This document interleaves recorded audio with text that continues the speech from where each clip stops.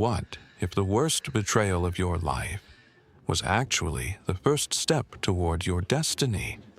In a single moment, everything changed. 1 second, he was a beloved son with dreams of greatness. The next, he was screaming from the bottom of a pit, watching his own brothers walk away. No warning, no mercy, no turning back. And what they didn't realize was that the boy they sold into slavery would one day hold their survival in his hands. Joseph was just a young man, growing up in a large family in the land of Canaan. But there was something different about him. He was his father, Jacob's favorite son, and everyone knew it. Jacob even gave Joseph a special robe, bright, beautiful, and impossible to ignore. But Joseph wasn't just loved, he was gifted with dreams. Strange dreams, powerful dreams. In one dream, Joseph saw bundles of grain bowing to his bundle. In another, the sun, moon, and 11 stars bowed before him. When he told his family, the room went silent. Then came anger, especially from his brothers, because to them it sounded like Joseph was saying, "One day you will bow to me." And from that moment, something dark started growing in their hearts. One day, Joseph's father sent him to check on his brothers who were tending sheep far away. Joseph didn't know it, but this trip would change his life forever. As he walked across the fields wearing his colorful robe, his brothers saw him from a distance, and immediately the anger returned. "Here comes the dreamer," one of them said coldly. Another brother narrowed his eyes. "Let's see what becomes of his dreams now." Joseph called out to them, smiling, unaware of what was waiting. But instead of a warm welcome, he got silence. Heavy silence. Then suddenly, hands grabbed him. "Hey, what are you doing?" His voice echoed across the field, but no one answered. They dragged him violently, deeper, farther, until he saw it. A dry, empty pit. Dark, deep. No way out. "Please, don't do this, we're brothers." But they didn't listen. They threw him in. Dust filled his mouth, his robe tore. His voice cracked as he shouted for help. And then they sat down to eat, right above him, like nothing happened. But the story didn't end there. One brother spoke up. "We shouldn't kill him." So instead they sold him for silver, to passing traders heading to Egypt. Joseph's cries faded as he was pulled out of the pit, not as a son anymore, but as property. Chains clinked around his wrists, and as the caravan moved away, he watched the land of his father disappear behind him. But something wasn't right. Why would God allow this? Where were the dreams now? Where was the promise? Joseph had no answers, only silence.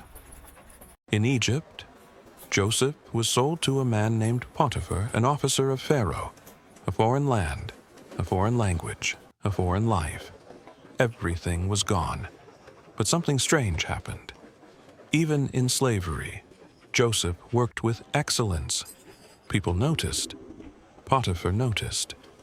And soon, Joseph was put in charge of everything in his house. It looked like things were getting better.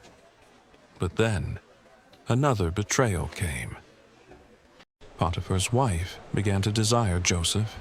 Day after day she tried to trap him, but Joseph refused. "I cannot do this evil," he said firmly. One day, when no one else was inside, she grabbed his robe. "Stay with me." Joseph pulled away and ran. He left the robe behind, but she used it as evidence and lied. "This man attacked me." And just like that, Joseph was accused of a crime he didn't commit. No trial, no defense, just prison. Cold stone walls, chains on wrists, echoes of dripping water. Joseph sat in darkness, forgotten. He could have broken, he could have given up. But even in prison, something unusual happened. The prison keeper noticed him. Just like before, Joseph was faithful, responsible, and steady. And soon, he was put in charge of the prisoners. Even here, he rose.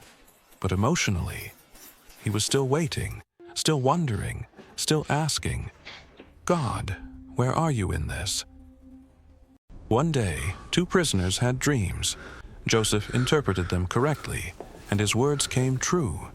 One was restored, the other was executed. And Joseph made one simple request. Remember me when you are free.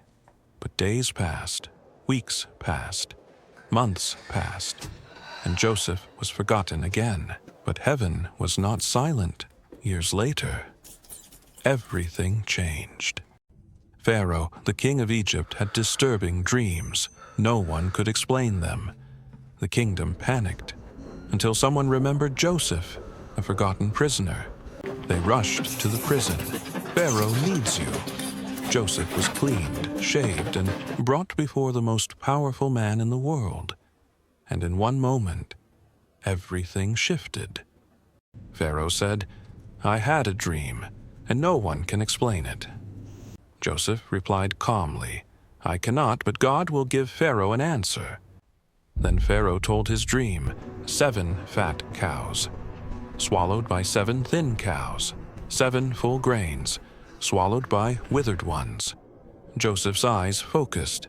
Then he spoke, there will be 7 years of great abundance in Egypt, but after that, 7 years of severe famine will come. The room went silent. Then Joseph continued, store food during the good years, or the land will collapse in the famine.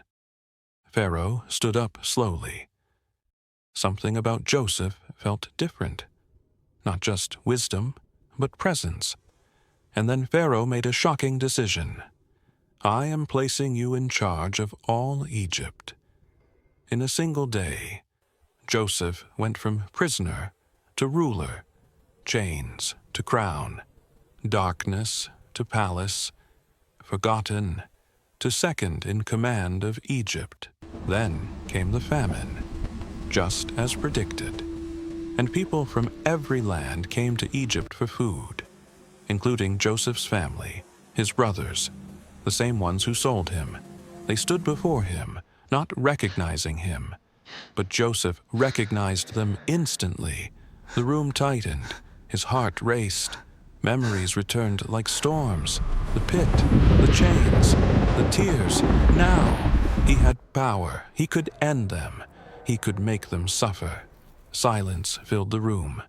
His brothers bowed before him, just like his dream. The dream they once mocked had come true. And now, Joseph had to decide. Revenge or forgiveness. Joseph finally spoke, his voice trembling. I am your brother, Joseph. Shock, fear, guilt. They stepped back, terrified. But Joseph raised his hand. Do not be afraid. You meant to harm me, but God meant it for good. Tears filled his eyes. He didn't destroy them, he embraced them. The same brothers who broke him were now the ones he saved. Because the pit wasn't the end. The prison wasn't the end. The betrayal wasn't the end. It was a path. Maybe you're in a season that doesn't make sense. Rejected, misunderstood, forgotten, waiting, and it feels like nothing is working. But Joseph's story whispers something powerful. Not every setback is the end.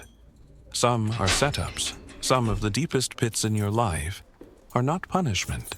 They are preparation. And the people who hurt you may not understand it. But God can still turn it into something good. So, if you're in a pit season right now, don't assume the story is over. Because in Joseph's life, the pit was not the end of the dream. It was the beginning of it. If you enjoyed this animation, subscribe to Aura Scripture and share it with someone who needs encouragement today. It takes a long time to create these videos, and your support truly goes a long way. Thank you.